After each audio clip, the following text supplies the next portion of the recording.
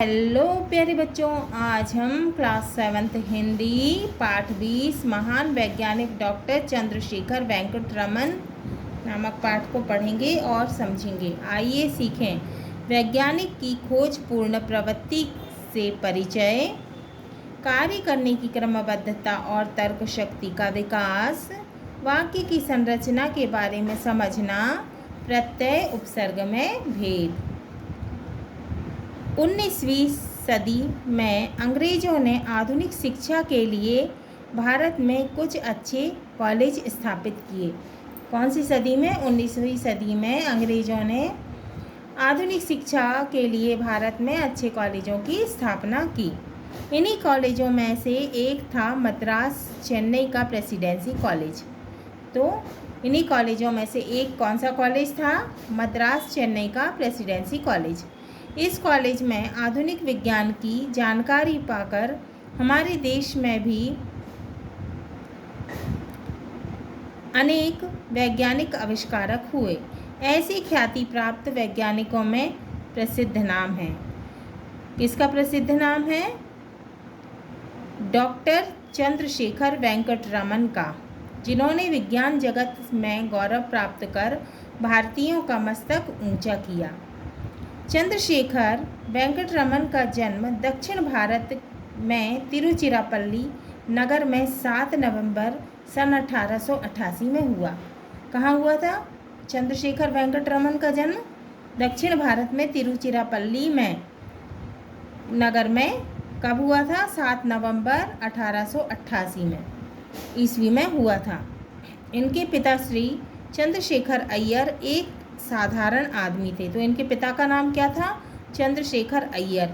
पहले वे तिरुचिरापल्ली के एक हाई स्कूल में अध्यापक थे, टीचर थे। बाद में वे विशाखापट्टनम के एक कॉलेज में भौतिकी के प्रधानाध्यापक हो गए, फिजिक्स के। रमन की माता का नाम, पिता का नाम चंद्रशेखर अय्यर था और माता का नाम क्या था? श्रीमती पार्वती अम्मल था।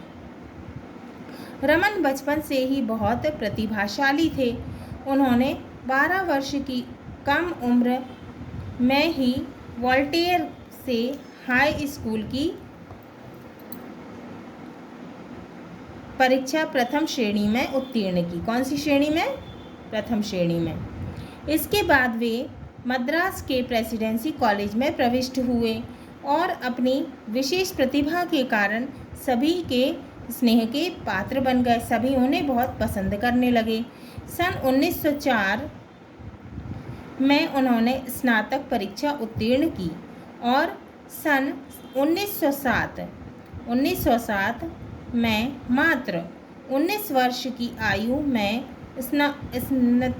स्नातकोत्तर परीक्षा प्रथम श्रेणी में प्रथम स्थान पाकर उत्तीर्ण की। उन्हें विज्ञान विषय से प्रेम था। कौन से विषय से प्रेम था उन्हें? विज्ञान विषय से। अतः उन्होंने अपने प्रिय विषय भौतिक विज्ञान को चुना। कौन से विषय को चुना? भौतिक विज्ञान को, फिजिक्स को चुना। रमन की असाधारण योग्यता से प्रभावित होकर सरकार ने उन्हें छात्रवृत्ति देकर विलायत भेजने की स्वीकृति प्रदान की। तो उन्हें क्या मिला? स्कॉलरशिप मिलने लगी। अब विलायत भेजने की स्वीकृति प्रदान की, विदेश जाने की स्वीकृति उन्हें सरकार ने जो है प्रदान की। लेकिन अस्वस्थता के कारण वे विदेश ना जा सके। लेकिन वो क्या हो गए? बीमार हो गए, इसलिए वो विदेश नहीं जा सके। उच्च शिक्षा समाप्त करने के उपरांत वे लेखा विभाग की प्रतियोगी परीक्षा में बैठे।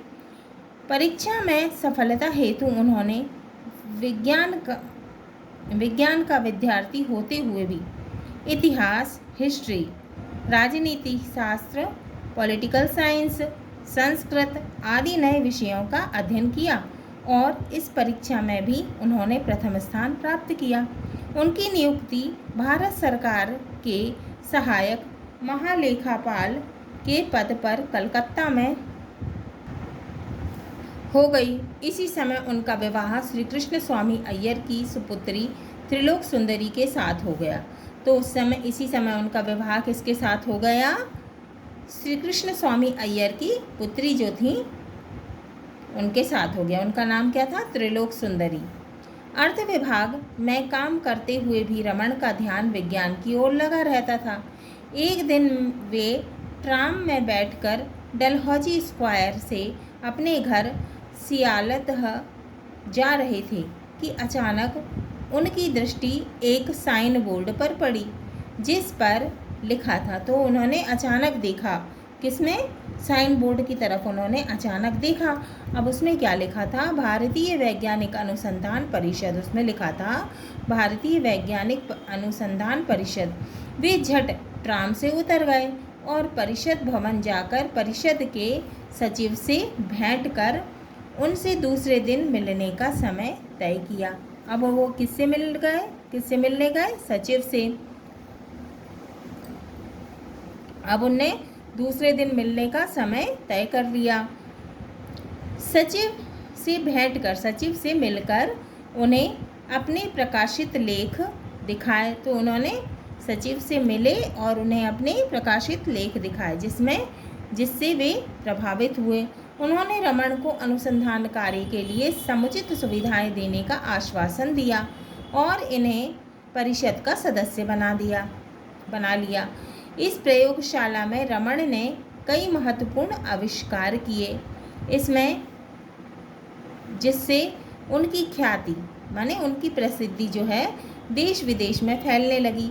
रमन जैसे प्रतिभाशाली वैज्ञानिक को पाकर परिषद गौरव का अनुभव करने लगी। तो रमन बहुत प्रतिभाशाली थे, तो ऐसे प्रतिभाशाली वैज्ञानिक को पाकर परिषद गौरव का अनुभव करने लगी। रमन भी अब खुश थे। श्री रमन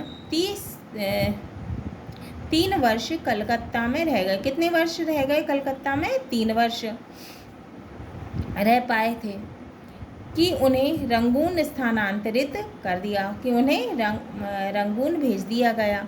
वहाँ पर भी वे अपनी विज्ञान साधना में जुटे रहे। वहाँ पे भी वो विज्ञान साधना में लगे रहे, विज्ञान के लिए काम करते रहे। मार्च 1910 में पिताजी की मृत्यु हो जाने के कारण उन्होंने 6 महीने की छुट्टी ले ली और मद्रास चले आए। वहाँ अपने घर पर ही प्रयोगशाला बनाकर वे कंपन और ध्वनि संचार के बारे में अनुसंधान करते रहे। सन 1911, आप कौन से सन में? 1911 में रमन को अकाउंटेंट जनरल के पद पर नियुक्त करके पुनः कलकत्ता भेज दिया गया। कौन से पद पर? अकाउंटेंट जनरल के पद पर। अब वे परिषद की प्रयोगशाला में प्रयोग करते हुए खोज कार्य में जुट गए। आपने वीणा, मृदंग, पियानो आदि वाद्य यंत्रों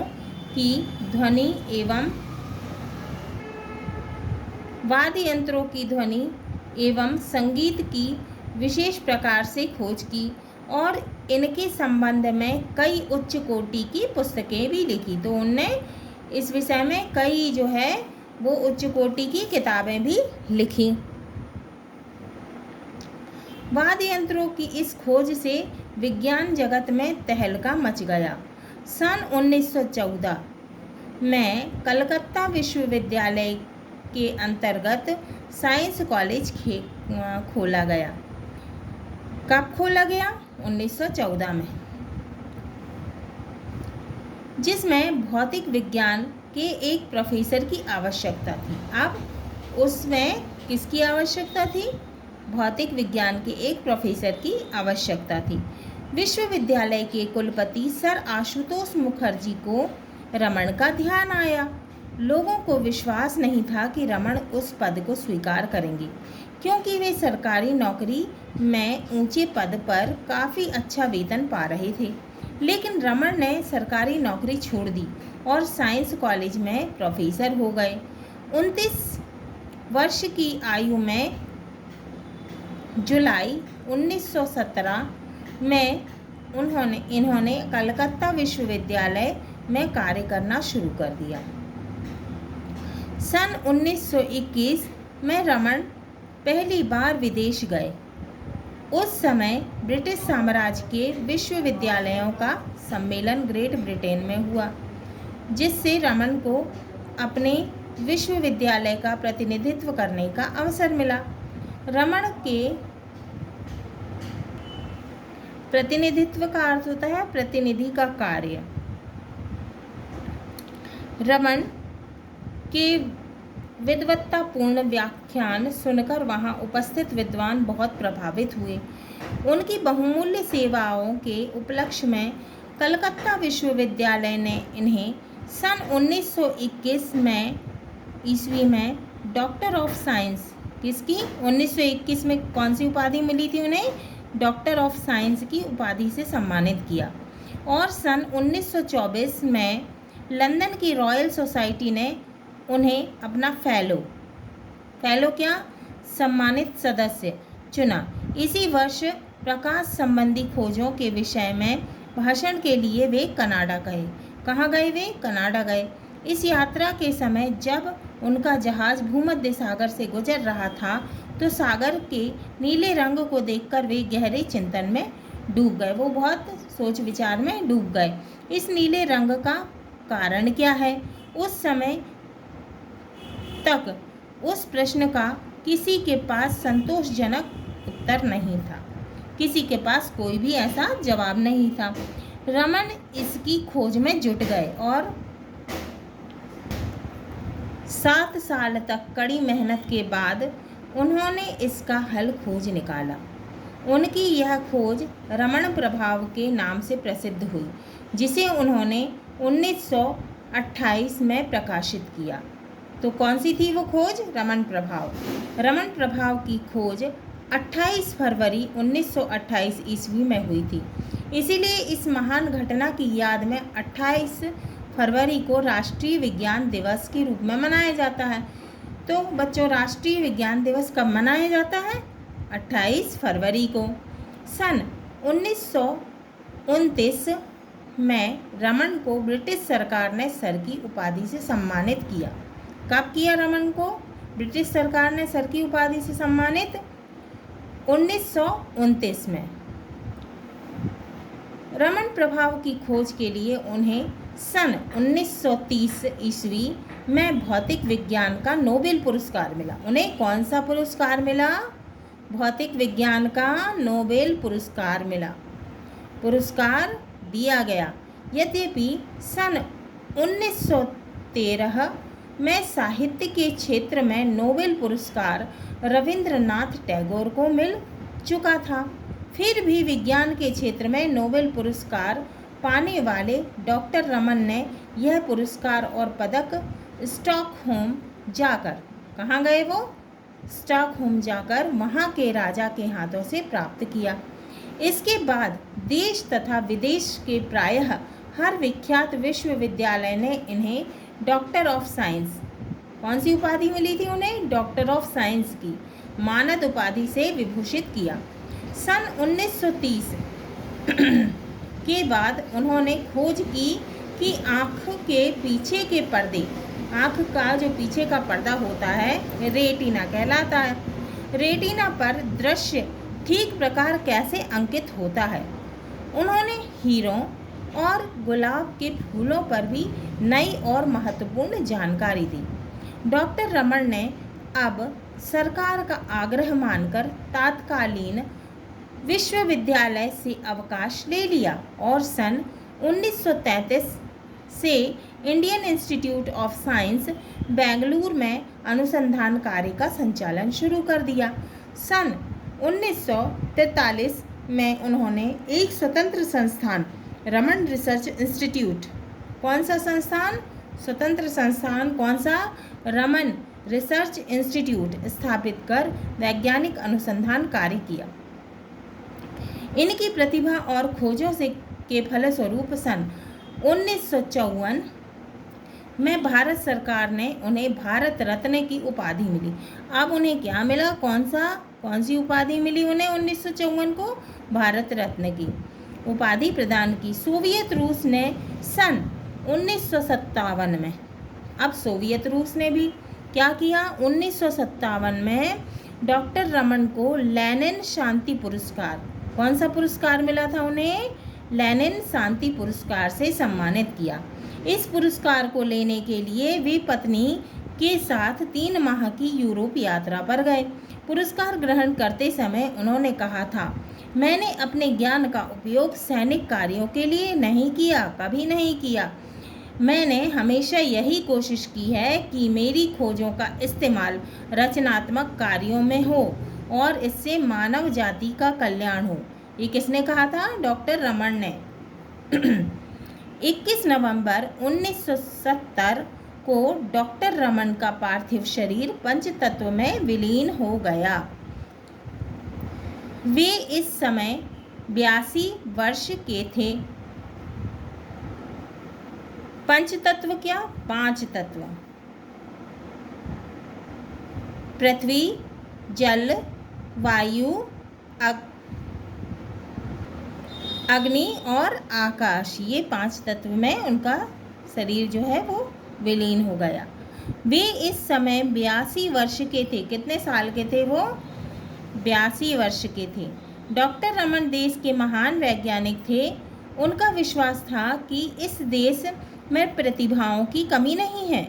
वे चाहते थे कि हमारा देश वैज्ञानिक खोजों के मामले में अपने पैरों पर खड़ा हो और हमें विदेशों का मुंह न ताकना पड़े।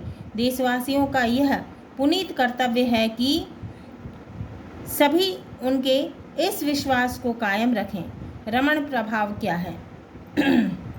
जब एक रंगी प्रकाश की किरण किसी पारदर्शी पदार्थ से गुजरती है, पारदर्शी होता है ट्रांसपेरेंट, और पार्थिव क्या होता है? मृत। तो क्या है पार्थिव शरीर? मृत। पारदर्शी पदार्थ से गुजरती है, तब उस किरण का कुछ भाग रास्ते में फैल जाता है। इस फैले हुए प्रकाश की तरंग लंबाई प्रारंभिक प्रकाश की तरंग लंबाई से अधिक होती है। इस कारण यह दूसरा रंग प्रारंभिक रंग से भिन्न होता है, अलग होता है। ऐसा उस द्रव्य की आंतरिक विशेषताओं के कारण होता है। अब रमन प्रभाव: जब एक रंगी प्रकाश की किरण किसी पारदर्शी पदार्थ से ट्रांसपेरेंट पदार्थ से गुजरती है, तब उस किरण का कुछ भाग रास्ते में फैल जाता है। इस फैले हुए प्रकाश की लाइट की तरंग लंबाई प्रारंभिक प्रकाश की तरंग लंबाई से अधिक होती है। इस कारण यह दूसरा रंग प्रारंभिक रंग से भिन्न होता है, अलग होता है। ऐसा उस द्रव्य की आंतरिक विशेषताओं के कारण होता है। इस महत्वपूर्ण खोज को ही रमन प्रभाव या रमन चमत्कार कहा गया है। नोबेल पुरस्कार: अल्फ्रेड नोबेल नाम के वैज्ञानिक ने विस्फोटक द्रव्य क्या? डायनामाइट की खोज की। उन्होंने जीवन के अंतिम दिनों में अपना सारा धन, उनके पास जितना भी धन था, पैसा था, एक संस्था के सुपुर्द कर इच्छा प्रकट की, एक संस्था को दे दिया और उनने इच्छा प्रकट की कि इस धन के ब्याज से हर वर्ष संसार के श्रेष्ठ वैज्ञानिकों और साहित्यकारों को पुरस्कार दिए जाएं। तभी से हर वर्ष यह पुरस्कार रसायनज्ञ, भौतिक वेत्ता, जीव वैज्ञानिक और साहित्यकारों को दिया जाता है। शांति स्थापित करने वाले व्यक्ति को भी नोबेल पुरस्कार दिया जाता है। पिछले 9 दशकों में नोबेल पुरस्कार प्राप्त करना सम्मान और गौरव की बात मानी जाती है। भारत से संबंध रखने वाले निम्नलिखित व्यक्तियों को नोबेल पुरस्कार प्राप्त हुआ है। कितने हैं वे? 7 लोगों को भारत से नोबेल पुरस्कार मिल चुका है। कौन कौन है अब वो? पहले हैं रविंद्रनाथ टैगोर, वर्ष 1913 में उनको नोबेल पुरस्कार मिला था। किस क्षेत्र में? साहित्य के क्षेत्र में। दूसरे हैं डॉक्टर चंद्रशेखर वेंकट रमन, उनको कब मिला था? वर्ष 1930 में। किस क्षेत्र में? भौतिकी के क्षेत्र में। तीसरे हैं डॉक्टर हरगोविंद सिंह खुराना, इनको कब मिला था? वर्ष 1968 में। जैव रसायन और आनुवांशिकी के विषय में मिला था इन्हें। चौथे हैं डॉक्टर सुब्रमण्यम चंद्रशेखर। इनको कब मिला था? वर्ष 1983 में। किस क्षेत्र में मिला था? भौतिक विज्ञान अंतरिक्ष के क्षेत्र में। पांचवे हैं मदर टेरेसा। वर्ष 1996 में। किस क्षेत्र में मिला था इनको? शांति के क्षेत्र में। छठवें हैं प्रोफेसर अमर्त्य सेन। इनको कब मिला था? 1998 में। किस क्षेत्र में मिला था? अर्थशास्त्र के क्षेत्र में मिला था। सातवें हैं श्री कैलाश सत्यार्थी। इनको 2014 में शांति बाल संरक्षण के क्षेत्र में इनको नोबेल पुरस्कार मिला था। नोट: डॉक्टर हरगोविंद खुराना और डॉक्टर सुब्रमण्यम चंद्रशेखर भारतीय मूल के विदेशी नागरिक थे और मदर टेरेसा जो वो विदेशी मूल की भारतीय नागरिक थी। हाँ तो प्यारे बच्चों, ये हमारा पाठ 20 महान वैज्ञानिक डॉक्टर चंद्रशेखर वेंकट रमन पूर्ण हुआ। अगले वीडियो में हम इसके प्रश्नों के उत्तर को हल करेंगे।